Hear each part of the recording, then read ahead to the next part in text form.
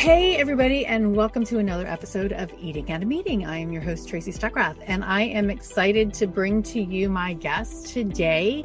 This is Kris Reid. She is the Executive Director of Slow Food USA. She's a chef, a community builder, and a food advocate, and she has dedicated her career to creating stronger connections between farmers and makers and eaters. And so we're going to talk about today what slow food is and the mantra that slow food has, which is good, clean, fair food for all, and how we can create that community at the table. So welcome to the show, Kris. Thanks, Tracy. I'm happy to be here. Thanks for having me. You're welcome. So you actually became the executive director of Slow Food USA in January of this year, right? Yep. So just 7 months into this, but you've been a huge advocate for a while. Yes, definitely. So for people who are listening, who don't know what slow food is, can you please share what the organization is and how it started? I know it, but. Sure. Yeah, absolutely. So Slow Food USA is part of a international movement that is in 160 countries. Slow Food USA started in 1999 as a unique 501c3. And we are similar to what is considered a national territory. There's 14 of us, around the globe that are working for good, clean, fair food for all in an advocacy capacity, educating and inspiring, working towards change in policy around food and farm issues, and making sure that we're working together to preserve biological and cultural diversity. So nourishing that piece is an incredibly important aspect of slow food. The movement started in the 90s from Carlo Petrini, who really was raising awareness of the fast food culture coming into Italy. So this is the anti-fast food. This is slow food, which we say that our defense begins at the table. That if we are not focused on our relationship with food, that could have real impact across not just our community, but across our environment, our human health. There's several aspects of our humanity that are touched by food, and slow food is sort of the movement that brings people together towards that awareness. I think that is my favorite line of the manifesto of slow food, which is our defense begins at the table. And that's really the truth. Mm-hmm. Yeah. And what does that mean? Like, explain that, go into that. Yeah. So I like to say that we're the anti-convenience movement. There's manifestos written on several aspects of slow food, slow fish, slow wine. And I think there needs to be a slow mind manifesto. Because I think that's ultimately what we have to do is we have to shift the mindset that food is a spiritual center. It's not an economic center. It's not a convenience center, but we have switched our perception into that place because of how busy our lives become and how full our lives become and how quickly we have to be moving through this world to do all the things that we're trying to do. Food becomes less of a priority, but food is touching all of our healths. Food is touching our mental health. It's touching our relational health, our spiritual health, our economic health, our environment health. And so when we really think about our food choice and how every sip and every bite that we're taking has some sort of impact in our world, it changes the way that maybe you would source and maybe the way that you would cook and maybe the way that you would share. I don't think that our scientific instruments are there yet, but I'm sure at some point my daughter's 19 and a lot of the work that I've been doing for the last 20 years has really been in her honor to give her food choice and food autonomy when she gets older, right? If we don't protect what we have, then that won't be available. And our choice will be big box groceries and fast food restaurants, as our choice for food. So a lot of the work I've done is really in the name of my daughter. But, when I really think about how things are shifting culturally, how important it is for us to be transferring skills and knowledge around food and growing food and connecting people to food.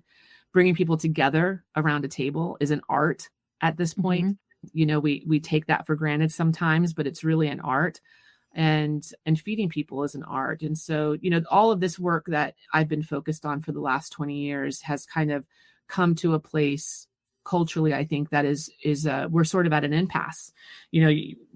We were kind of having a brief conversation before we jumped on air just about, I'm in Charlotte, North Carolina. My daughter goes to UNCA, and so in Asheville. And so we were deeply impacted by Helene last year, which we're coming up on the anniversary of. And I'm from Los Angeles, where the Palisades fires were just a few months back. And so you think about all of these impacts that are happening globally, and like, what is our influence in that? And the truth is that people have been eating and drinking for many, many decades, and not thinking about the fact that that is building a debt that will be repaid in lives and property at some point because of climate change.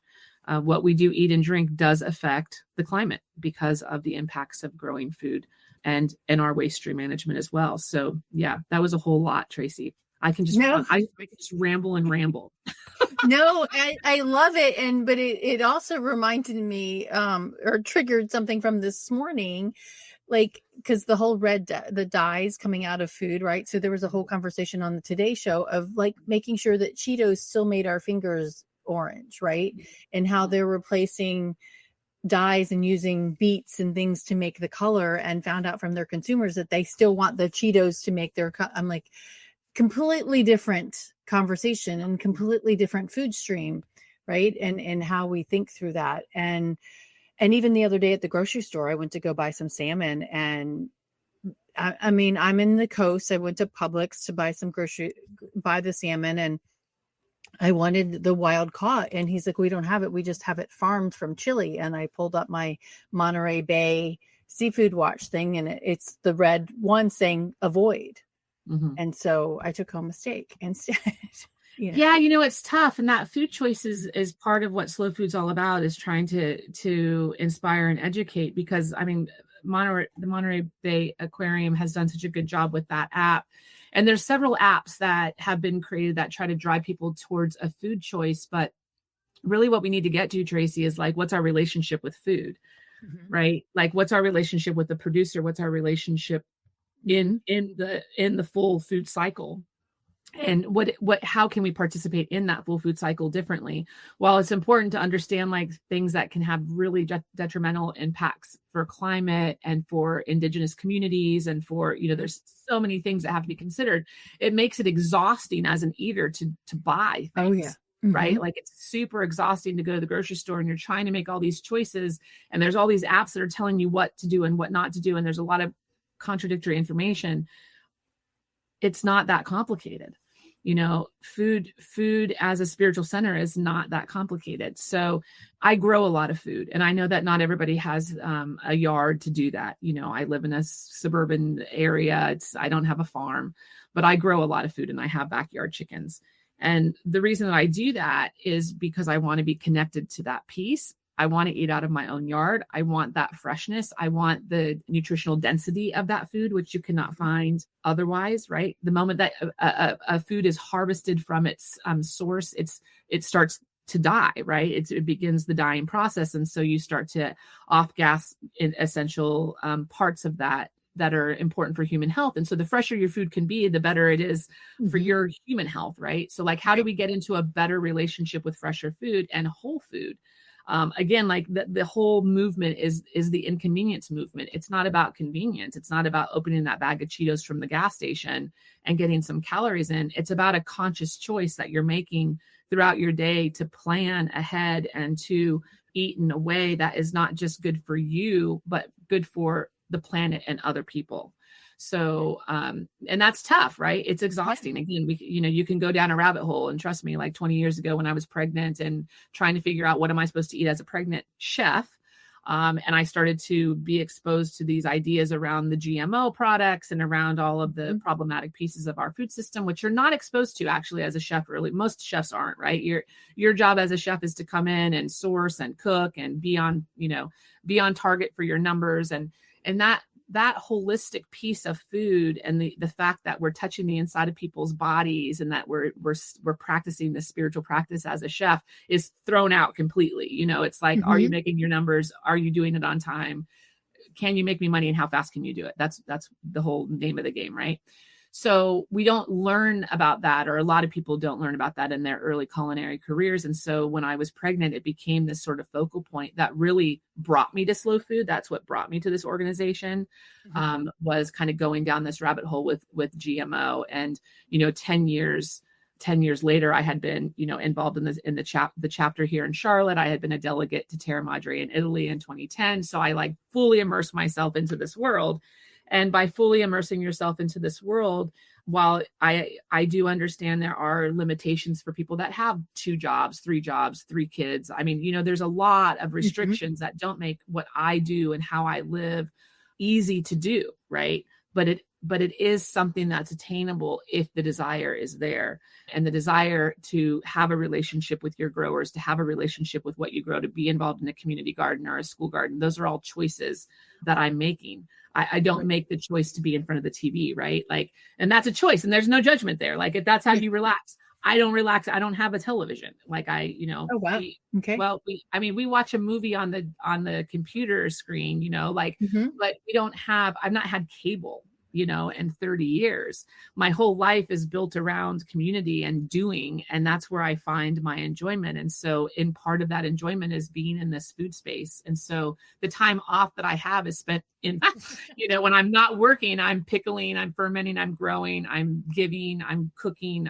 My whole world is around food. And I know that that's not for everyone. Right.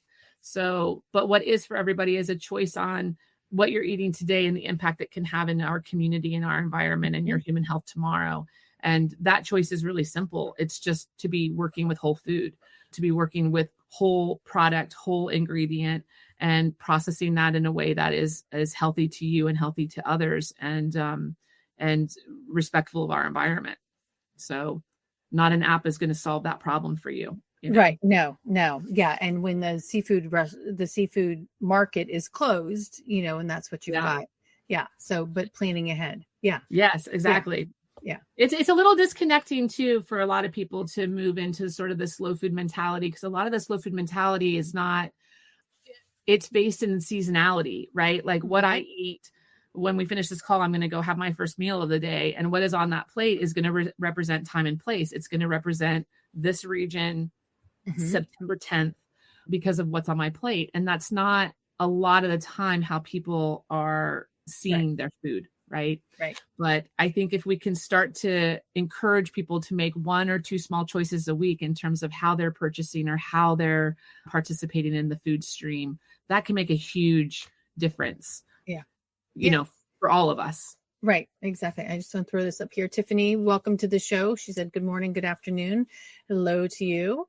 Well, so I'm in Eastern North Carolina, and my farmer's market, I don't grow vegetables in my yard because we have bears and raccoons and rabbits that knock down everything that you possibly can have. But I do buy from the local farmer's market. There's a handful, there's only probably a handful of people that are growing their own vegetables in New Bern. And one is for personal reasons, not been there for a couple of months. Another one only comes on Tuesdays, and we do buy our pork from them. They raise pigs, and so we get our sausages fresh from them. But if you're not in an environment that has that you only have the Publix or the Food Lion or whatever grocery store that is Albertsons or whatever that's near you, and we don't know where that local farmer is from. We don't know a local farmer. I mean, and we can't pull it up in the telephone book anymore. How do we do that? I mean, again, I'm just going to say the first choice is whole food, right? So if you're at a grocery store, the first choice would be whole food. That's where a lot of your potential nutrition is going to come from, but also fresh frozen food. A lot of frozen food is harvested at peak and it's flash frozen. So you're trapping the nutrient density, right? So it's kind of a combination of those two things, understanding sort of maybe what's regional and understanding the cool labeling laws and like understanding the country of origin, right? Like if something's coming from another country, is that transit time probably longer maybe than something that's a North Carolina grown product for you? So you go to the Food Line and you say, it says North Carolina eggplant. Well, that's probably going to be a little bit fresher than something that comes from another country, for example. Now, of course, transit systems are really elaborate, and the logistics behind that provide just incredible opportunity for bringing fresh food to market. So don't misunderstand what I'm saying, because I think fresh food or fresh frozen food is better than processed food is my claim here, right? Like it's better for a lot of reasons. Nutritionally, it's going to be better for you. The act of processing that food, again, as a spiritual center of food, is impactful and important. And likely, if you're cooking, you're probably sharing, right? You're having somebody else that meal versus you get that pack of Cheetos at the gas station. It's an individual portion, right? We're not sharing that. It's not communal. Well, you probably should be, because it's 4 portions. Well, you probably should be. But what I'm saying is the food package is not a vehicle of sharing for a lot of that product, right? Like, it's an individual portion versus having an opportunity to share a meal with others. So I would say start with whole food. Yeah, of course, not everyone's going to be able to go to a farmer's market. Not everyone's going to be able to buy local. I go to the grocery store. I buy food that's not local, but my first choice is fresh food. I don't have processed food in my house. It's one of my rules. So I don't have chips, or I just don't have that stuff. If I have cereal, it's usually like a whole grain cereal that I buy once in a while when my daughter's home from school. But we've never been a processed food house, right? Like, even my snacks on my bar area are whole fruits that are dried.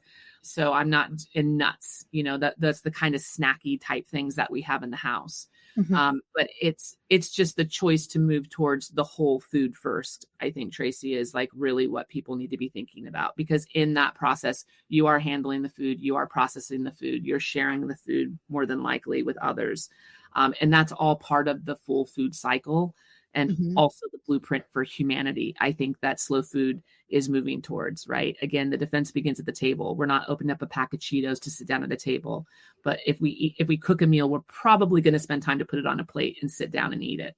Right. So it's the practice of food, being in the practice of food. Well, slow food's been around for 27 years, right? Yeah. So, and it's still not to that point of like, let's do this. Sure. And I think it makes, with what's going on in the US right now, it elevates the level and the need for this so much more. So how many chapters does the USA have for slow food? And how is the message of slow food getting communicated across?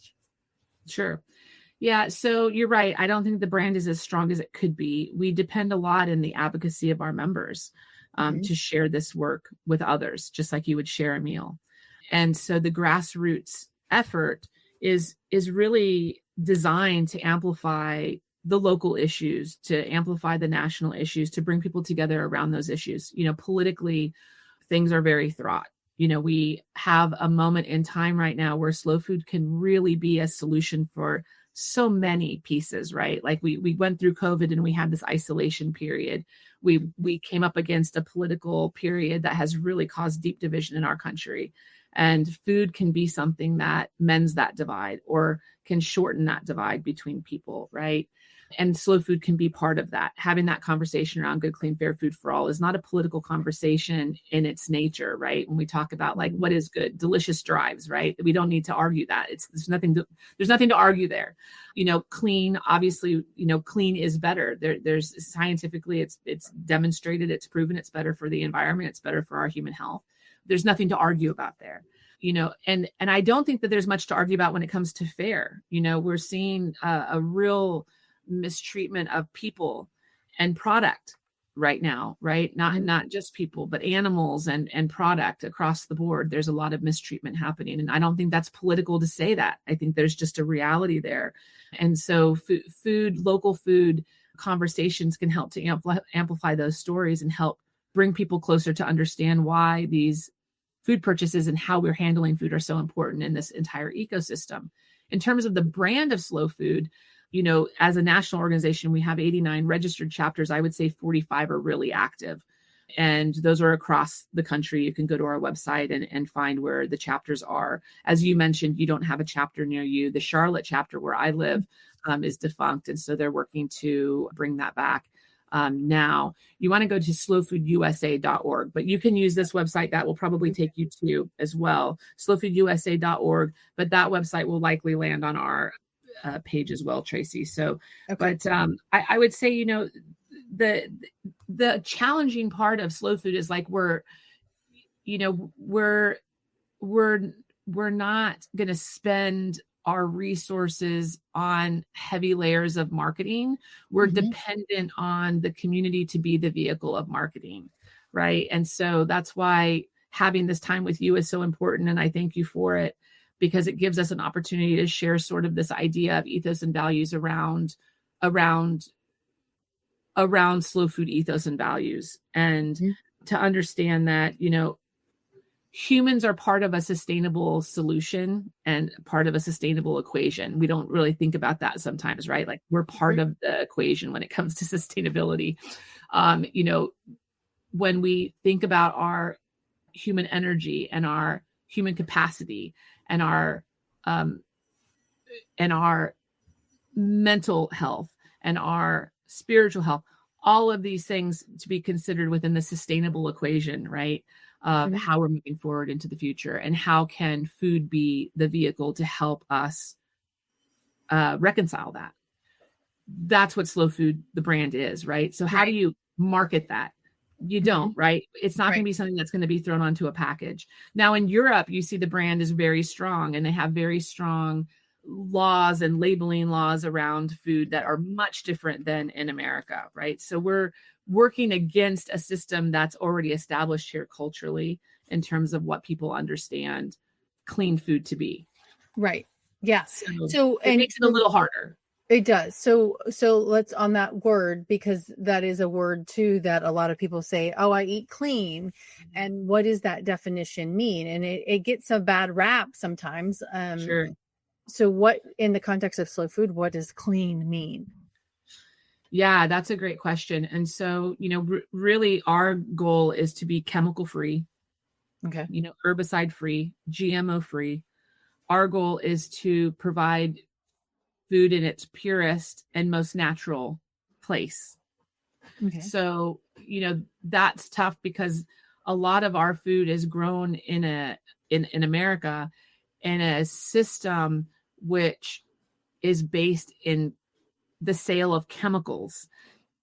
To buy the seed, you have to buy the chemical concoctions that go with those seeds. It's not that the seeds are expensive. It's that all the implements that go into raising that product and the seeds are dependent on having to have a robust yield are chemical based. So, a lot of smaller growers, a lot of smaller growers don't have that capacity, right? For those implements, they don't have that capacity. They're growing differently. And some people will call that regenerative farming. Some people call that agroecology. There's all these different words that we're like throwing into the mix, Right. Agroecological is a really big, hot topic right now. But ultimately this is why it's important to have a relationship with the food. So whether that's with the grower, and again, lots of barriers, we've already talked about that, lots of barriers to figure that out, or to have a relationship with food in the grocery store to understand, like, what is the difference between this broccoli that's organic and this broccoli that's not? Is it worth $4 a head to buy this broccoli that's organic? And that becomes a very complicated equation for me, because I'll look at it and say, okay, well, let's see, it's cooler temperatures right now. This is a North Carolina based product. It's not organic, but to me, they're not going to be spraying things in cooler temperatures, right? There's nothing to spray. The pests don't exist. So like having this constant awareness around that helps me to make those food purchases different. But clean is ultimately without chemical. We don't want to be using chemicals on food, and we certainly don't want to be ingesting them. So that's really the simplest way I can say it. We don't need to use the word organic necessarily, but that would be something that general consumers would understand probably a little better. Well, and that reminds me, I think it was last week I saw somebody's post. I don't even know who it was. And they said, well, instead of calling it organic, why don't we call it a carrot? And then here's the carrot with chemicals on it. Yeah. Right. So do it the opposite way, right? Yeah. Call out the lobbyists would never allow that. No, exactly. Money. Yeah. Yeah. The lobbyists will never allow that. And so, and that's who's really that, there's a saying at Slow Food years ago that is, food equals freedom, right? Like if we have control and we have food sovereignty, we have freedom.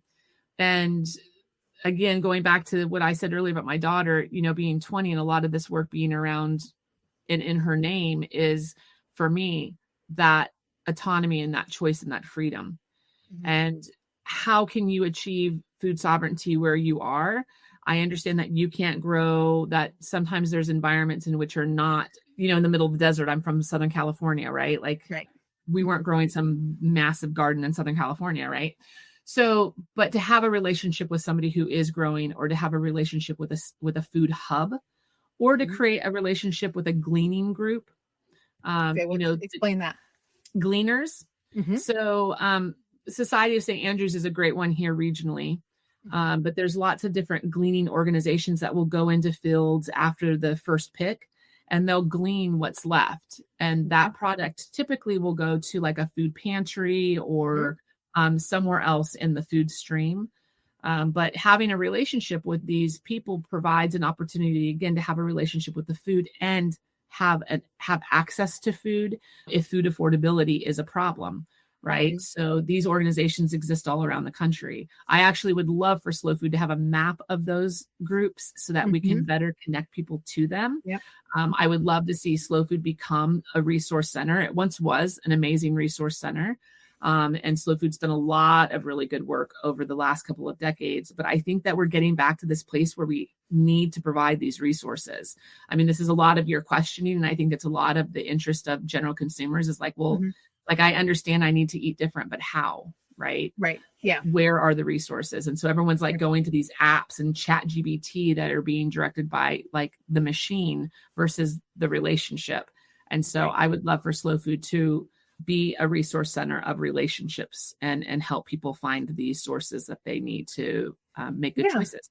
And I don't even remember the website that I used to go to just like find my local farmer or find my local farmer's market. Right. And it was upkept by those farmers. And so if the farmer doesn't know that website's there to put it up, to put their information up there. So, it's a noisy place, right? It's like a super noisy environment for farmers, for consumers.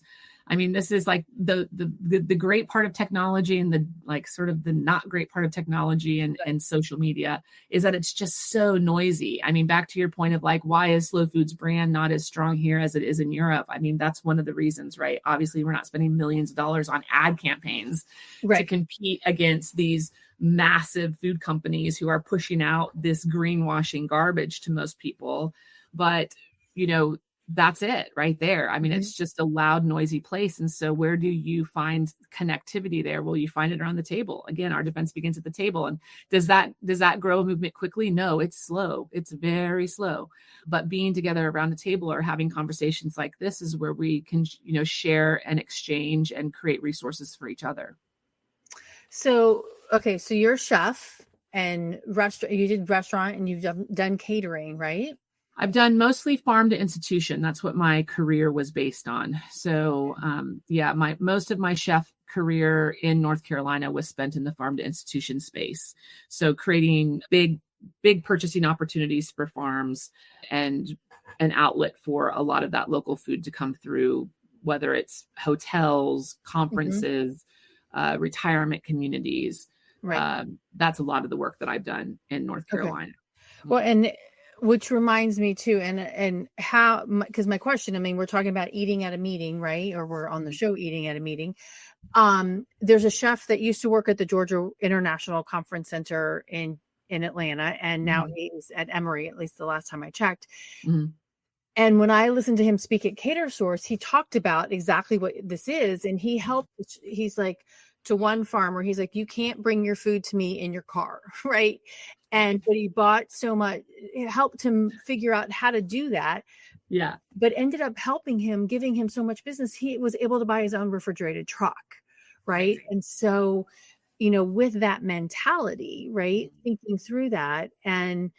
But there's so many group purchasing contracts from these big hotels and convention centers. Some of them, their hands are tied for me to say, hey, I want you to go buy from the local farmer, from Beaufort Organics that I know here, right? And Stephen's not big enough to go feed enough people at Georgia International Convention Center, but he's able to at least supplement and do some things, Mm-hmm. So how do we, from this institution side, this meeting side, really push this to say, hey, we want this from the Marriotts, the Hyatts, the Sodexos, and yeah.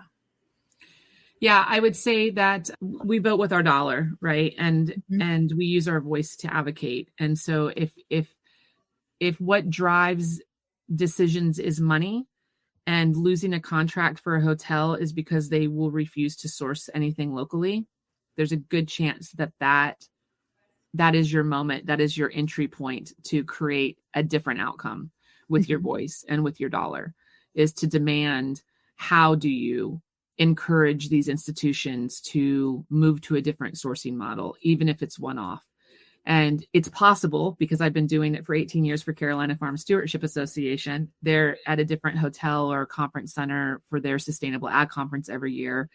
And for many, many years now, I've done all of their menu planning and their sourcing and work with the hotel staff to bring that product in.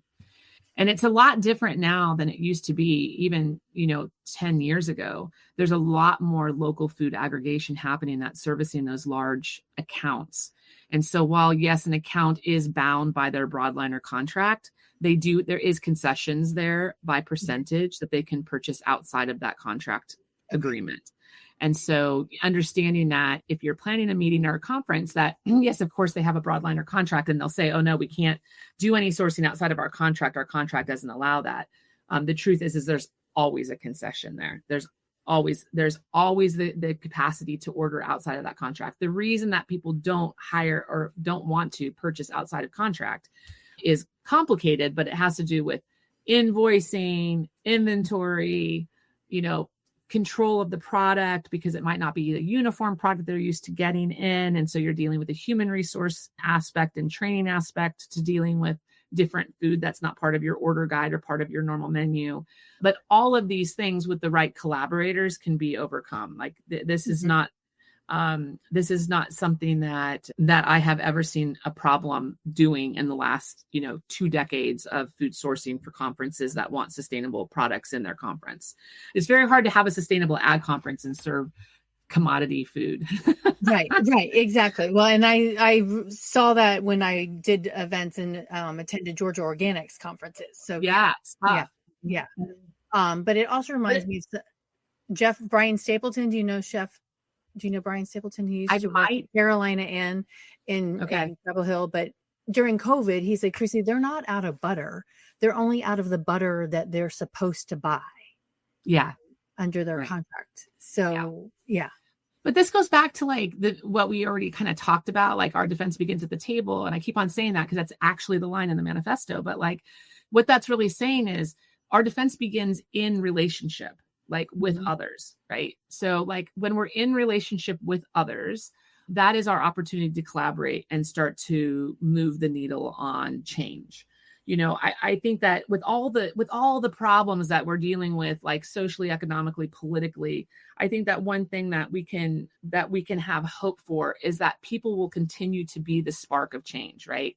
That inspiration will continue to innovate movement forward if the consumer demands it. If the consumer is saying, we don't want that commodity food, we don't want that pesticide laden food, we don't want that dead energy food, we want vibrant, alive, healthy, nutritious food. And if you don't provide it, we'll find another source that will. Well, again, money is what's driving, right? Those businesses, but delicious is what's driving most of us as consumers, right? So if we're demanding deliciousness, and deliciousness for me equals clean, fair food, right? How do we use our influence and our voice to advocate for that change for that institution? And a lot of that is just saying hey, this is just not a community that's going to appreciate the food that you have on your catering menu. Right. When we go in for the Sustainable Ag Conference, on their catering menus, they'll have fresh fruit and muffins. Not happening. These farmers want to see their food on these menus. There's no fresh food during the Sustainable Ag Conference season because it happens late in the year. So the only fresh fruit that I'm able to get is apples, and it's going to go into cobbler, it's So, or it was preserved earlier in the year by another vendor. But what I'm saying is if we're really eating our season, right? And we are encouraging a conference to like be with us in the seasonality of the food and to work with local growers. If there's money on the table, they will likely make that choice to keep your business and working with a local aggregate if you bring solution to them, right? Yeah. Well, I have my Nelson's blueberries in the freezer, right? Very nice. Yes. Yep. I mean, I went and bought my flat of it for $30 and I put them in the pints in the freezer and that's what I've been eating. Yeah. Amazing. Yes. Yeah. I wish I still had blueberries left. I grow blueberries, but we ran through them pretty quickly this year. They were great. Oh, yeah. Don't let me near your blueberry bushes because you'd be in that. I got lots of figs though. If anybody needs figs, I will come. I will come. God, I have so many. It was a bumper year for fig production this year. I had neighbors and everybody asking people to just come pick because I felt so bad watching the fruit fall to the ground because I couldn't deal with the amount of it. Yeah. Wow. A lot. Yeah. Even from Beaufort County Organics here has a fig tree. And he's like, come when I need to go do that this weekend. Yeah. And do because it happens so quickly, right? Yeah. Yeah. Like the singularity of the experience is what makes it special. And it's very singular, these seasons. They're very short and precious. Yeah. Yeah. So, okay. So you just did an event campaign, and now it's escaping my brain. The Joyful Dinner Series. The Joyful Dinner Series. And then you also have Terra Madre Americas. So can you talk about what those two programs, the purpose behind them and what you hope to gain out of them? Absolutely. So Joyful Dinner Series, we did last month. And the idea, again, sort of the idea for me is to bring people together around a table. I just feel like this is so important and we take it for granted. You know, I think that I got out of the habit during the period of COVID, having people over and having dinners or going to other people's house for a potluck, right? We just kind of got out of this. We got into this sort of isolation mode. And then with what happened politically over the last couple of years, there's just been this very, very serious divide that I really feel can be healed through bringing people together around food. And so the Joyful Dinner Series was really about that. How do we combat loneliness and how do we bring people together to talk about good, clean, fair food and what that means for communities and how they can participate in that, right? And so the Joyful Dinner was all about that. And so we had, just over 60 dinners nationally. Individuals signed up and businesses signed up.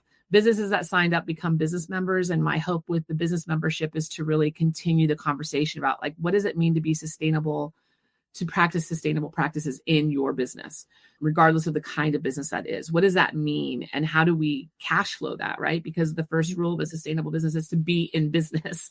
So a lot of sustainable practices can be very expensive. And if you don't have the consumer base to support those practices, you might not be able to execute on a lot of them, right?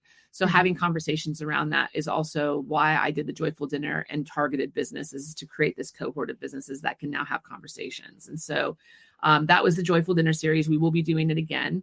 I thought that for the first round, I thought it was remarkable to hear of all the great stories that were coming out of the community that were having these dinners. And didn't the Hackney Chef Jamie do one? He did. Yes, he did. Yes, I was so grateful. Yeah, thanks for calling him out on that. Yeah. And if I were closer, if I were in your region, I would have been able to make that one. We had a couple here in Charlotte at Stoke and at 300 East as well. So I was able to go to those dinners because they're more local to me. But yes, certainly would love to see this program really expand across the United States and allow businesses to engage with slow food through that entry point to drive ethos and value systems of the organization into their business. So that's Joyful Dinner. And then Terra Madre Americas is actually not Slow Food USA's event. That's a Slow Food International event. And that's happening on the off years of Terra Madre, which happens in Italy. So on the off years that Italy's not happening, Terra Madre Americas will happen in Sacramento. Sacramento is, Visit Sac is rebranding the city as the farm to fork capital of the country. And so they have been a eager host of this event. And this will be the first real year. I think they had like a little pilot year last May, not this May. And so this is the first real sort of showcase of slow food community coming together in Sacramento. So we have at our booth space 12 chapters that are going to be activated and 15 or 16 presenters over the course of a couple of days, sharing their stories, sharing their knowledge, and providing a space for people to be together. I think that that's ultimately trying to create a space Terra Madre Americas is really creating a space, I feel like, for celebrating culture and tradition and bringing people together. And so I think that that's what is forming at this point, and I'm really excited about it. They're expecting it to be a huge crowd. It is a free event. There are components which you pay for, tasting components that you can pay for, but overall the event is free. So open to the public, and anyone is welcome to join us. Well, and I went to Turin, Italy for I went in 16 and 18, and 16 was the first time they did it outside, and like 1 million people were there, and it's mind blowing. And I love the fact that you said the cultural aspect of it, because there's people from, all over the world showcasing their indigenous foods and their, indigenous practices around food celebrations, and how do you bring people to the table. And it was remarkable to meet all those people. And then also I love the fact that it was the first time that I had also seen the SDGs, the Sustainable Development Goals. And I think that was in 2018, but how each of those countries and those farmers and those other people, other participants were talking about, how they're doing that. And it's a remarkable, opportunity to learn about different food cultures, which we especially need right now. Yes, right. No, definitely. And I think that that's something that's one of the biggest and most impactful things of going to Turin, Italy in 2010 as a delegate was meeting farmers from other countries. And there's a lot of seed sharing. I actually brought seed home and have grown some of the product even since then, which is really beautiful, right? And it's not encouraged that you take seeds from country to country, by the way. Don't tell anybody that I told you to do that. But we did bring some home from some of the farmers that we met there, and we were able to grow some squashes and some different products, which was super cool. And so, yeah, definitely being able to celebrate other people's growing traditions is something that's very like human about that, and really connecting about that. So yes, it's a very special event. Well, and even at and I like going back to the local thing, and this is Slow Foods exhibit at the World's Fair that was in Milan when I went, and they had a whole presentation on apples. Like, here are the hundreds of different types of apples that are around the world versus the Red Delicious, right? Yeah. Like, and it makes you really appreciate, and like, oh my gosh, there's more than this kind of apple. I didn't know that. But there won't be if we don't eat it, right? We got to eat it to save it, right? We got to eat at the restaurant to save the restaurant. We got to eat from the farmer to save the farm. We got to eat the product if we want to see it, right? We got to eat it to save it. But you're right. There's thousands of varieties of apples. Actually, North Carolina, Lee Calhoun is I think, I'm not sure if Lee's still with us, but he wrote a book, a heritage apple book in North Carolina. And I met him at Horn Creek, which is a orchard here in North Carolina that is working to save apples. There's 2 of each variety at this. Yeah, very cool. I don't think it's open to the public anymore, but you can make an appointment to go and visit Horn Creek. And so, but Lee, as an apple expert, inspired a dinner that I did many years ago, which was an apple feast where we had 7 chefs use 7 different varieties of apples for 7 different courses, and was super fun. Yeah, it was super fun to showcase texture, taste, color, water content, how it impacts a dish, and talk about that. I know it's sort of like geeking out for some people who aren't like super into food, but this is sort of like dreamy for me. Well, and it reminds me of the chef, and I'm not gonna try to say his name because I'll mutilate it, but he's from Europe, and he's been doing posts on LinkedIn. Like, here are 7 to 10 different renditions of the same food.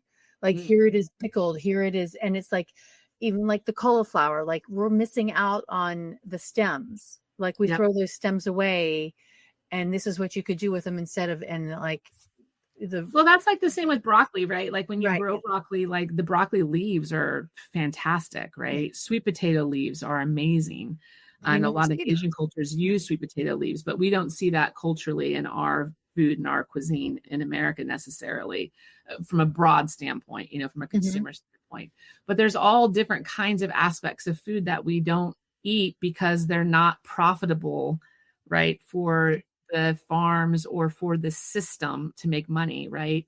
And that's, I think, part of that system that makes money on food. A lot of these foods have been genetically, altered and manipulated to take on a lot of water weight, right? Because weight is where the money is. Things are sold by pounds. Okay. So you see over the course of many decades, foods getting bigger and more water. That equals higher weight, higher yield, higher margin profit, right? Mm-hmm. And so when we build in more water, we are affecting the flavor of things. So when you have like an heirloom product or a heritage breed product, you see a difference in flavor because it hasn't been manipulated to take on something that's not meant to be there, and for the sake of a greasy buck, really. Right. Yeah.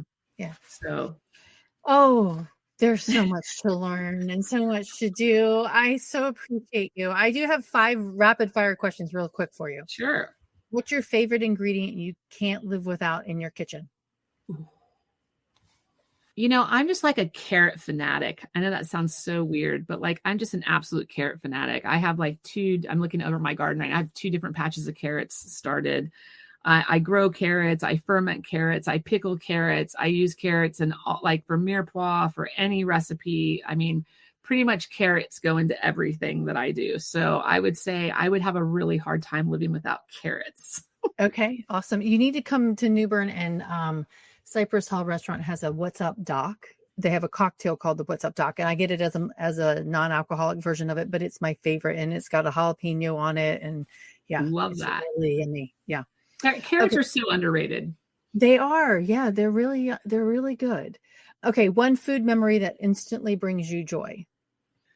Oh gosh, I immediately went to working in a garden. In 2010 or 11, I was volunteering at it was a drug and alcohol rehabilitation center. And they had a greenhouse there that wasn't in use and a garden that was overgrown. And I asked if I could grow food in that space. And they said, well, what are you going to do with it? And I was like, well, I'm going to feed these sick people here. And so they were like, okay, fine. And so I got some farmers to come together to give me seeds and soil. And we planted all these tomatoes, and I sold them all. And that's what we used to start the garden. And as soon as I started the garden, they started sending out some residents to help me in the garden space. And one day I had this woman come out and she said, hey, they sent me out here and I don't know what I'm supposed to do. And I said, well, go pick those peas along the fence. And so she went over and she was just standing there looking at the fence.